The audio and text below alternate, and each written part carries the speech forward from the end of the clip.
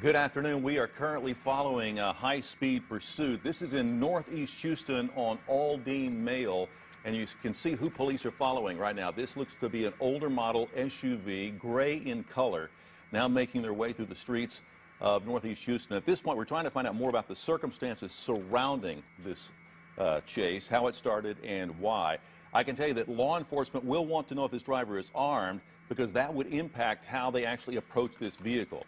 We'll also find out how many people are in this chase vehicle, and if there are children inside, it could complicate the situation. We see a big truck that's there that has slowed down this vehicle, but you can see police are in hot pursuit right behind in that white vehicle. This is southbound on Chrisman, we understand. We don't know why police initially tried to pull this driver over, but again, he appears now to be slowing down a little bit, was making erratic moves just moments before. Right now, he's moving eastbound, he or she eastbound on Isom as authorities maintain this chase. Again, not sure what the initial call was on this vehicle. Now, if they do believe that this vehicle, this SUV, has been stolen, or they believe it was used to commit a crime, officers will operate under the assumption that the suspect is armed, and that will change the way they pursue this suspect. It will also change the way they confront the suspect when this is all said and done. Now, there are a lot of unanswered questions still at this point, but this we know. The guy is driving this SUV. It weighs about 6,500 pounds. It can do a lot of damage out there on the streets. He's driving fast as he weaves his way through these streets, and these are kind of off the beaten path. People could be unsuspecting, not knowing this vehicle is coming along, and just made a turn on Aldine Westfield. So again, you see up in the northeast part of Harris County. Don't know when he's inland.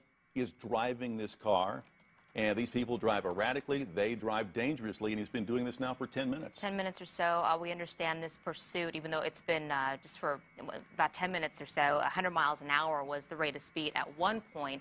Glad to see that that has slowed down, but you can still see this driver weaving in and out, going against the flow of traffic at one point there. As we approach Tuesday afternoon rush hour, Greg, you mentioned this is off the beaten path, thankfully, but still there is traffic, people making their way home this afternoon as authorities remain in pursuit of this vehicle.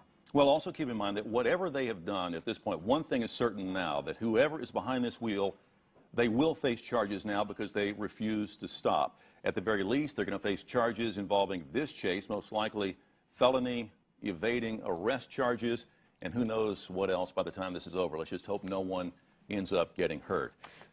We're going to also be watching to see just how police officers pursuing this will try to stop this chase. If they do, they might try roadblocks.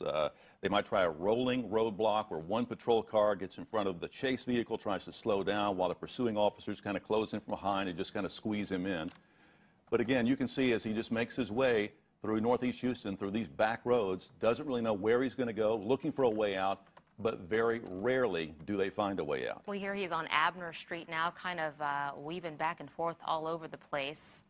Don't know if anyone else is in this SUV other than that driver, but authorities are sticking with this. Well, sometimes they will throw out these road spikes if they can get an idea where they think they're going to be going. It will flatten a tire. Sometimes police just get lucky. They have a flat or they run out of gas, so we can only hope that it ends that peacefully. But again, as you say, just weaving from side to side, I think as much as anything, kind of taunting police, saying, you know, I don't know where I'm going to go, what I'm going to do, but I just know at this point I'm not stopping.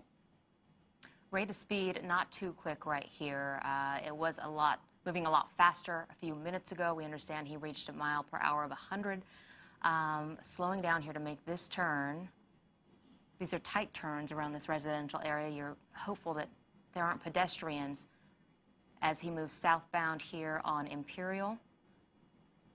Well, and you know, we've been covering chases like this for years, and if this guy gets away, it's going to be a first. He'd have to be, you know, David Blaine or Houdini to pull off some kind of magic like this. You see him kind of hanging out of the vehicle. Looks like his left arm hanging out the side. So we know there's one person inside at least. We don't know how many others or why they're wanting to stop this particular vehicle. But, you know, we don't know if he's driving erratically on purpose or maybe he's under the influence. We just don't know at this point. And also keep in mind, sometimes these vehicle chases turn into foot chases, and now he's going the wrong way on the feeder road. He's going against the grain of traffic, and this could end badly. And again, he's making his pursuit This is the feeder road to the Hardy Toll Road, so who knows where he's heading at this point, again in northeast Houston. And drivers are of course, he is driving southbound. Drivers making their way around this guy. I can't imagine that scene as you're just trying to make your way home and you have this SUV coming right at you. But again, he's heading down the feeder on the wrong side there, making a left. At least he's out of the face of he's back on the right side of the road. The big question for police is, why is this guy running? We've seen it all from past experience. I can tell you that sometimes these chases start when officers are following what they believe is a stolen vehicle. We don't know that that's the case here. Occasionally, officers believe the suspects are involved in some other type of criminal activity. In the past, the officers have tried to stop a driver who they believe is under the influence of a controlled substance, and the way he's driving, that would certainly make you suspicious. Sometimes police believe that there's something in the vehicle that might be illegal. Sometimes the driver just runs because they know they've committed another crime and they don't want to be caught. Police might even be trying to serve a warrant for their arrest. At this point, there are just so many unanswered questions. Exactly right, and I would assume they've already run that plate to determine who this vehicle is registered to.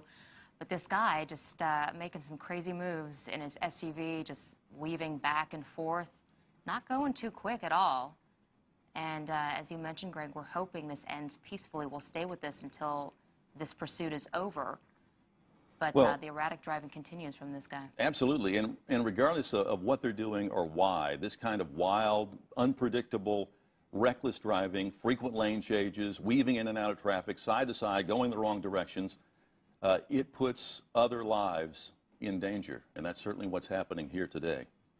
If you're just now joining us, thank you for watching KHOU 11 News at 4 o'clock. We are following this police pursuit that has been going on in northeast Houston for about the past 20 minutes or so. This SUV now heading back towards Hardy, where this driver was going in the wrong direction. At least right here, he's going in the right direction, but he's weaving all over the place. We don't know why authorities initially tried to pull him over, but he did not yield. He did reach speeds of up to 100 miles an hour about 10 minutes ago. He slowed down a bit, but now he's going back and forth and kind of all over the place as he heads northbound on Hardy. And you see the Hardy Toll Road just there to the left, and he is currently on the feeder road. You saw that spike strip that authorities... And that may help in this pursuit, or at least slow it down to some degree. Again, it's important to know if the suspect is armed at this point. You see him weaving. It appears that one tire may be flattened at this point, just from the way the vehicle is responding now. If the officers feel like they are threatened, and he just rarely almost nick that car if he didn't hit it, if they feel threatened, they are trained to use deadly force under circumstances like this. Let's just hope it doesn't come